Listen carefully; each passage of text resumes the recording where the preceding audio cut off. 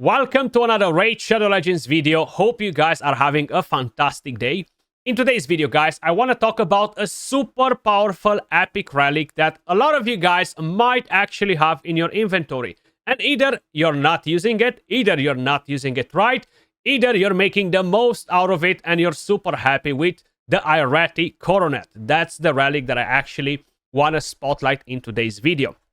Now I'm going to give you guys quite a few examples on what champions you should use this. And even though I'm not going to name every single champion in Raid Shadow Legends because there's so many, you will get the recipe. So you will understand exactly where you need to use it. I am on the test server right now because I can move stuff around without wasting my super precious currency on my main account, which is absolutely painful when I have to do it because it's so hard to farm it from the Chimera.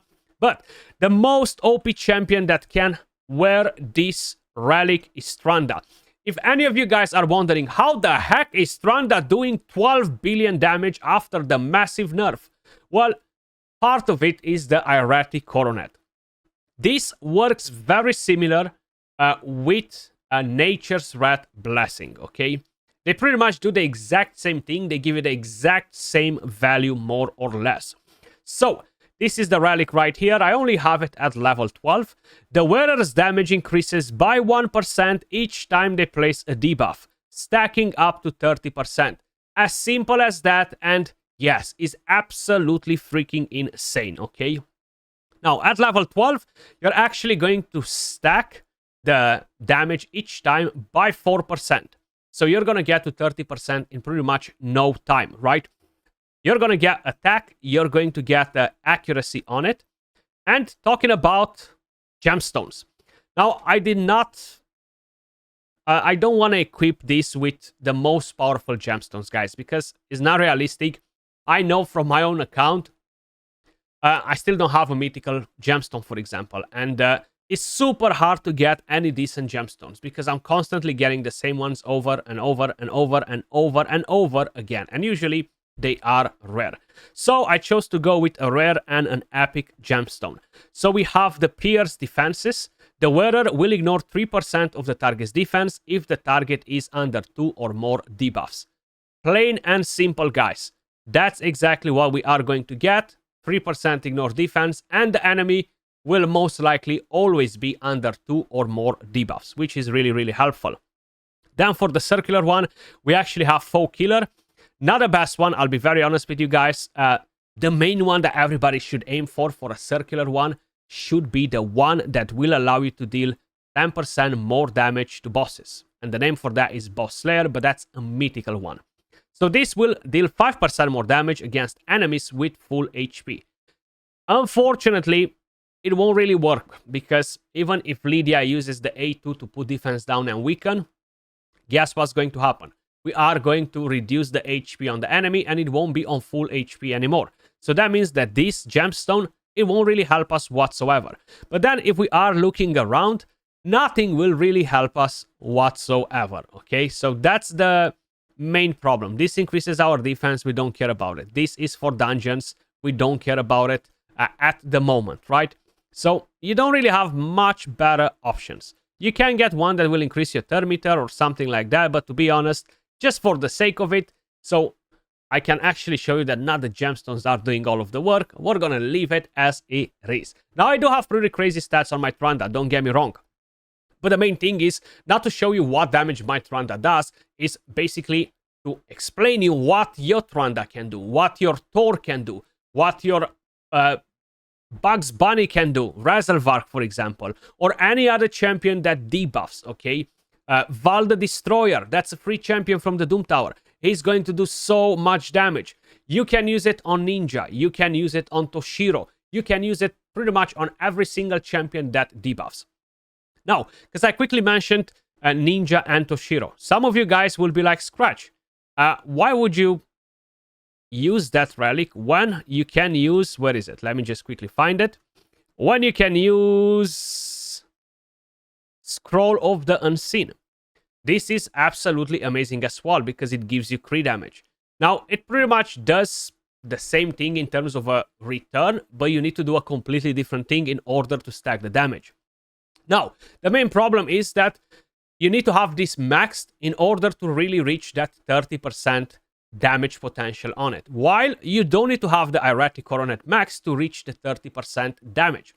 With the Scroll of the Ancient, the wearer damage increases by 1% each time any other champion takes a turn when the wearer is under a Veil or a Perfect Veil buff, stacking up to 30%. And the damage bonus resets after the wearer takes a turn. So you're losing it, right? It's not even as half as good as the Erratic Coronet on Toshiro Ninja. But yes, those champions will be the best with the Scroll of the Unseen if you don't have enough Erratic Coronets. And even if you level it up, you see, you're just slowly increasing that damage.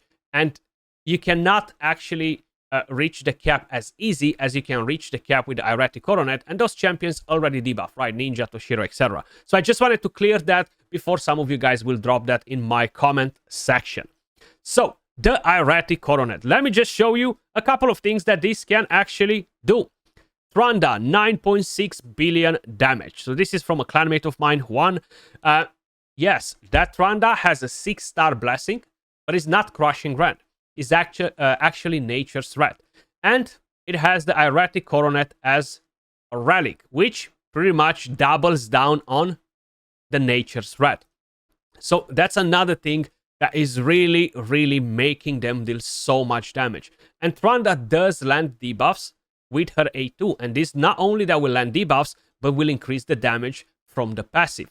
If we're looking at champions like Thor, for example, Thor will land debuffs as well. He will bring, of course, decreased speed, which will stack that relic, and it will allow him to deal 30% more damage. You 100% need to freaking use it. You can even use it on a champion like Wallmaster or Torian, even though it won't really give you such a good benefit because this is an enemy max HP champion, so this skill won't necessarily deal more damage than the cap, but it will be easier for the champion to hit the cap with that relic on, if that makes sense to you. Then, talking about one of my favorite goats, Val the Destroyer, using this relic on him once again is going to be massive. Why? Because he brings in decreased attack and weaken. He's going to stack that relic like this. You use this skill, bang, the relic is almost fully stacked, and you're ready to rumble in the Hydra Clan boss and deal 30% more damage. And you can keep Crushing Rend as a blessing, which will push your stats to the sky, basically, okay? So, my point is that every champion that debuffs should use the Erratic Coronet, guys, okay? I will show you a few different results. Now, not necessarily every single one of them is set in stone to use the Erratic Coronet. Ninja has 1 billion damage. If you put the Erratic Coronet on him, he's going to do crazy damage. Better than the damage you would get from the other relic that I've mentioned, the Unseen one, right? Same with a Toshiro, for example. Massive. Now it won't work on Teox, unfortunately, because he doesn't debuff. Val the Destroyer. I can guarantee you that this Val the Destroyer has the Erratic Coronet. 1 billion damage. Hydra Nightmare. 1.7 billion damage, guys. So all of these champions will gain insane value. Now, because we talked about it, let me show you the stats on my Tranda. Of course, next to all of the bonus that relic brings, you're going to gain additional stats. 255 attack, 28 crit rate.